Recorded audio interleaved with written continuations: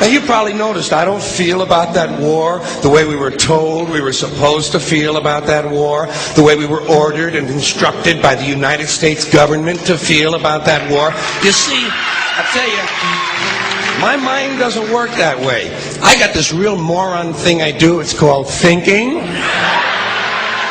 And I'm not a very good American because I like to form my own opinions. I don't just roll over when I'm told to. Sad to say, most Americans just roll over on command. Not me. I have certain rules I live by. My first rule, I don't believe anything the government tells me. Nothing. Zero. Nope.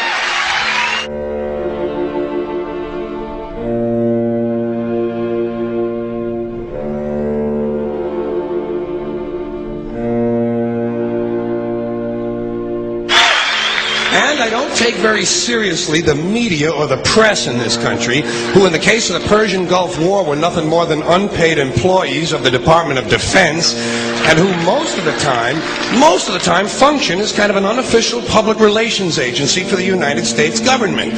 So I don't listen to them. I don't really believe in my country. And I gotta tell you folks, I don't get all choked up about yellow ribbons and American flags. Now, to balance the scale, I'd like to talk about some things that bring us together.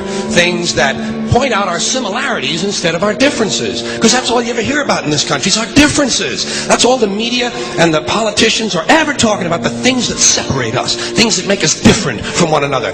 That's the way the ruling class operates in any society. They try to divide the rest of the people. They keep the lower and the middle classes fighting with each other so that they, the rich, can run off with all the fucking money.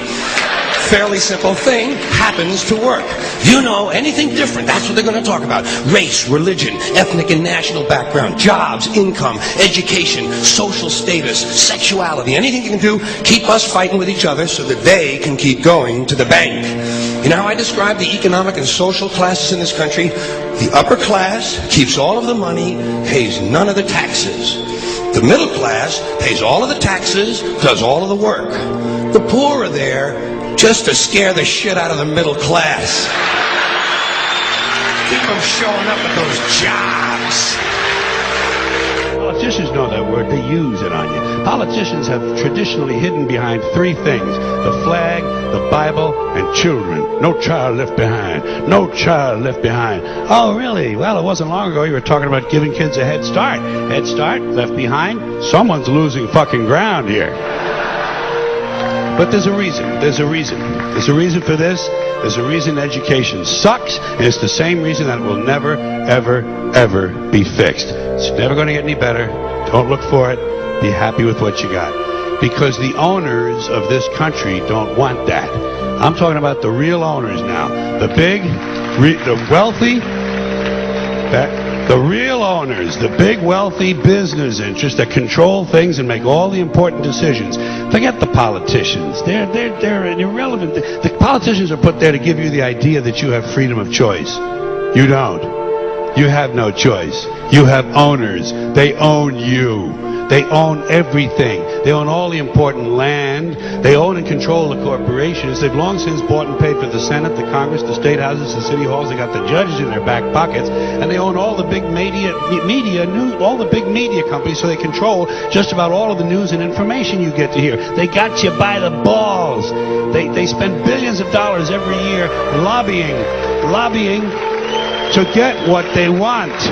Well, we know what they want. They want more for themselves and less for everybody else. But I'll tell you what they don't want. They don't want a population of citizens capable of critical thinking. They don't want well-informed, well-educated people capable of critical thinking. They're not interested in that. That doesn't help them. That's against their interest. That's right. You know something? They don't want people who are smart enough to sit around the kitchen table and figure out how badly they're getting fucked by a system that threw them overboard 30 fucking years ago. They don't want that. You know what they want? They want obedient workers.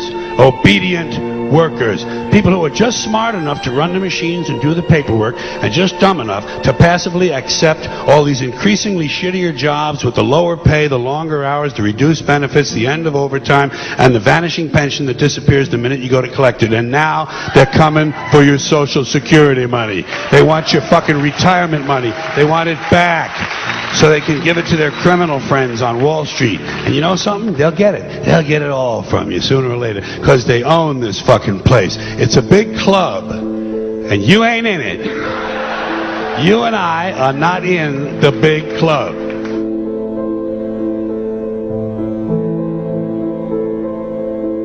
The greatest form of control is where you think you're free when you're being fundamentally manipulated and dictated to.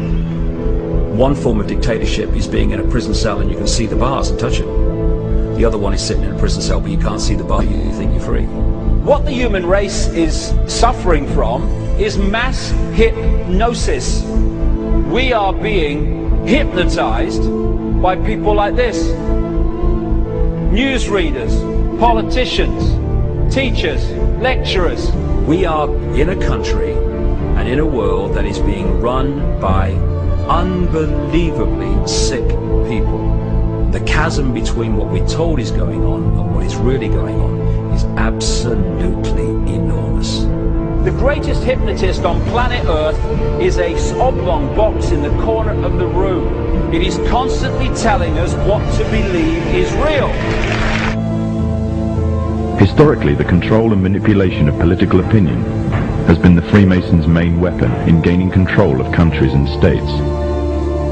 Once in control of the rulers and politicians of a country, laws and political structures could be changed in accordance with their agenda.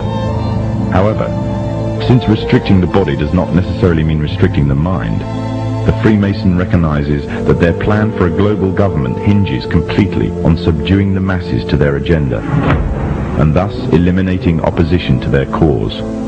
And the greatest threat to their plan, posing more danger than any army or law, is the threat of a free-thinking mind. In order to eliminate this threat and to achieve their objective, the Masons have set about the boldest plan ever devised: the complete control of every aspect of human life, your life. And the weapons they are using against you are in your very homes, entertaining you and your children, and gradually indoctrinating you without you even realizing.